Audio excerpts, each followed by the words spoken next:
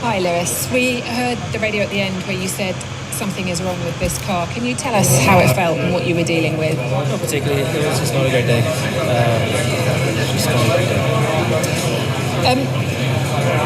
Also on the strategy call, would you talk about that to us? Strategy was good, the team did a great job. That's it. I hate seeing you in this mood. It's hard to see you in this mood. What do you want me to say? I know just had a really bad day, and I've got nothing to say. I totally understand that. It was a difficult day. There's nothing else to add to it. It was terrible. There's no point in explaining it. It's not your fault. I just what else to say? I do understand that. I just hope that they find answers for you. I'm sure they won't. It's probably just me. What happens when one of the best pilots in history in his new team already begins to show signs of public frustration? Is Ferrari repeating his usual mistakes, now with Hamilton as a witness? Stay, because what Lewis said after the GP of Spain 2025 changes everything. Lewis Hamilton reached the 2025 Grand Prix with a very particular mixture of hope and pressure. The layout of Barcelona, historically demanding with aerodynamics, was a place where Ferrari had promised small improvements. But it was also a fire test for the British, who since his signing had promised to bring leadership, performance and transformation to the Italian team. However, after weeks of expectations inflated by the media, the reality of the weekend left everything naked. Ferrari is not in a position to offer Hamilton a truly winning car. And the most worrying thing is that the pilot himself begins to admit it. On Friday, during the first free practice sessions, Hamilton lit the alarms. His radio messages were direct, rough and worrying. He said the SF-25 was inconducible. There was no confidence in the back. There was no stability in medium curve. The car simply did not respond.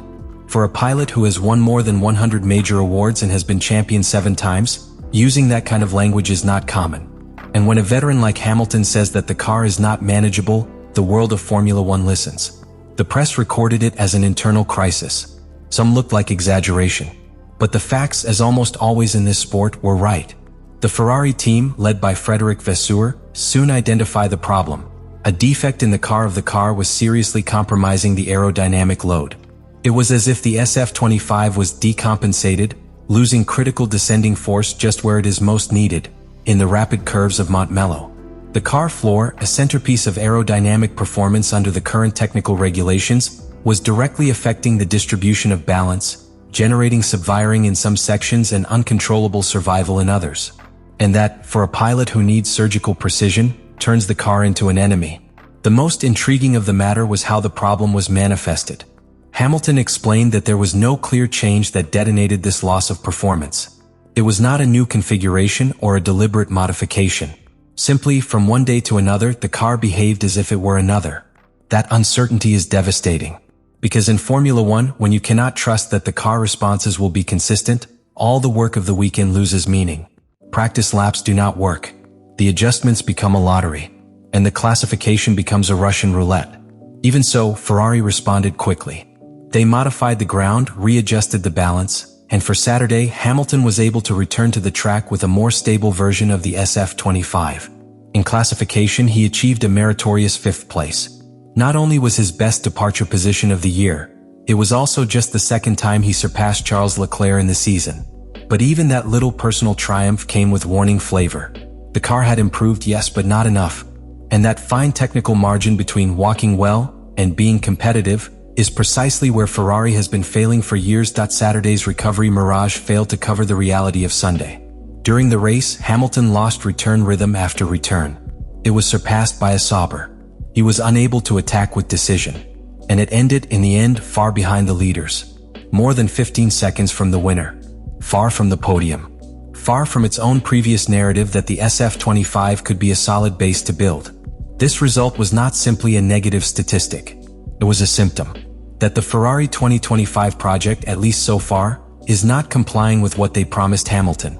Because in Formula One, the results not only matter, they also reveal uncomfortable truths.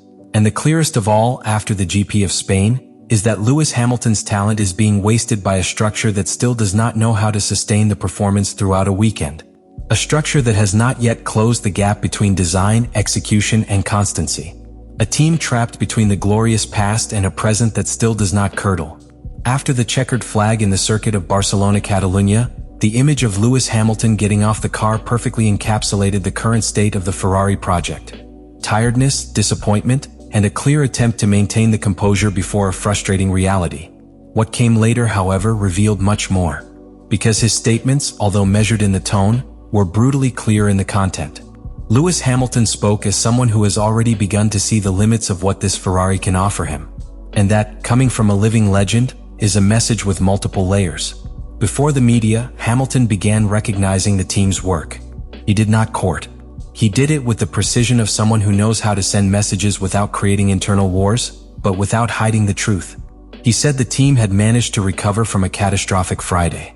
He said the rhythm was decent, given the circumstances. But then, inevitably, the most revealing nuance arrived. It was not enough. Not remotely. Because that sixth place, more than 15 seconds from the leader, is not what is expected of a team that aspires to the title. And much less a legend like him in search of his 8th world crown.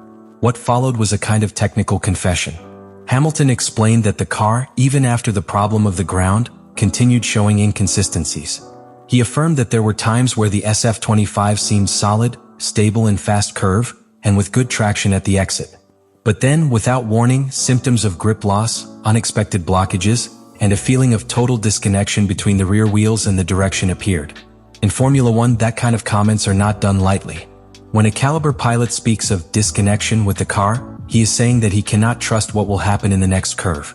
And that is not a minor problem. It is a structural failure. Even more worrying was the implicit language in their phrases. Lewis did not directly accuse the team, but he showed that part of the problem was not only technical, but of preparation, of focus. He talked about how the team had taken to identify Friday's problem. And although he thanked the speed of the reaction, he made it clear that a team like Ferrari cannot afford those diagnostic errors in the middle of a key weekend. What I was pointing out, without saying it directly, is that internal cohesion is still missing. That the processes of technical validation, quality control, predictive analysis, remain weaker than necessary to fight in the elite. And then came the most symbolic statement of all. Lewis said it seemed disconcerting how, from one day to another, the car behaved radically differently without having made great changes in the configuration. That phrase contains the greatest fear of any pilot: unpredictability. Because if you cannot understand why your car loses half a second in 2 curves, you cannot plan a strategy or adjust your driving style.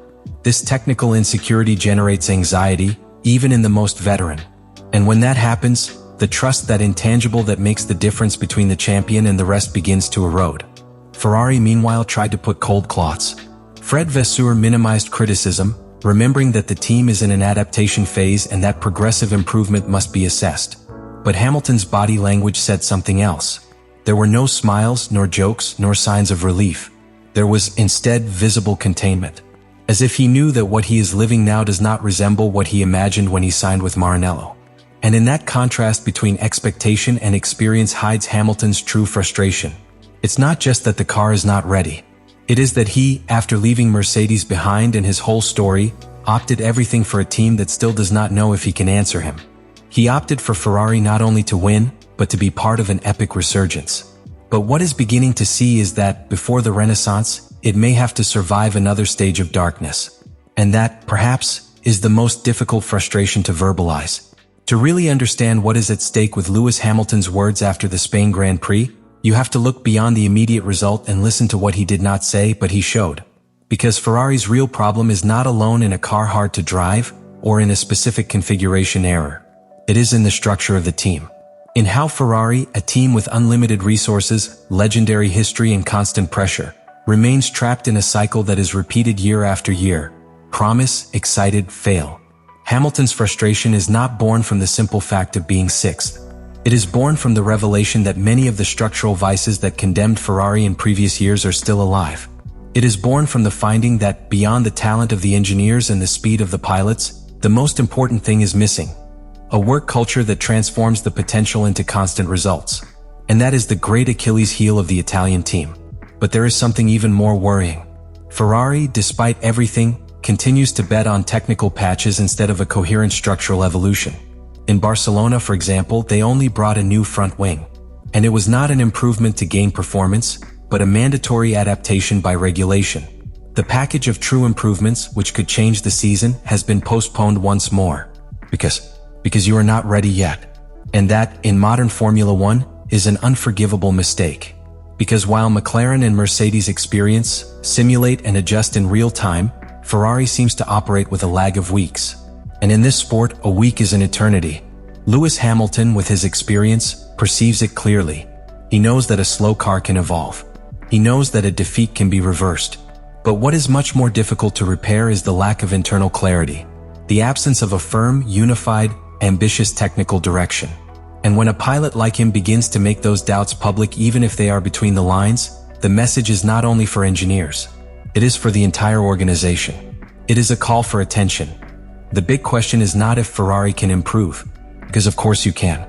He has the resources, he has Leclerc, he has Hamilton. What is at stake is whether the team can finally break with its own ghosts, with that conservative mentality that slows bold decisions, with that culture of reaction that is no longer enough to win championships. And if they don't, it will not be just another lost season. It will be another wasting opportunity with the most laureate pilot in history, in the decline of his career, looking for a last dance with glory.